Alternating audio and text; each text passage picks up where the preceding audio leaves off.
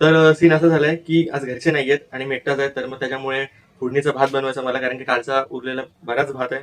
तर विचार चालू आहे की फोडणीचा भात बनवायचा, आणि कसा बनेल मला नाही माहिती, कारण की आम्ही फर्स्ट टाइम फोडणीचा भात बनवतोय युट्यूबला बघून, आणि थोडासा ट्राय करेन, बघूयात, होप सो चांगला झाला पाहिजे. तर आता मी सगळी तयारी केलेली आहे, म्हणजे लसूण कांदा वगैरे सगळं सामान एका ठिकाणी ठेवलेलं आहे, म्हणजे मला परत तिथे तिथे बघायला नको. तर मग बघूयात, पहिले तेल टाकूयात आणि नंतर मग हळूहळू प्रोसेस करूयात की कशा प्रकारे बनतो आपला भात. मला पण माहिती नाही, बघूया ट्राय.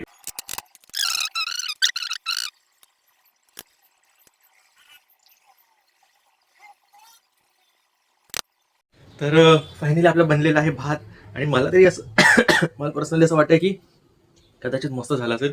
मग त्याला वास वगैरे मस्त सुटला एकदम. बघूया जरा जेवून, 3 वाजलेत जेवण बनवायलाच. बघूयात, मजा येईल जेवायला पण, कारण की त्याच्यावरती मस्त लिंबू पिळला आणि शेजवान चटणी पण टाकली.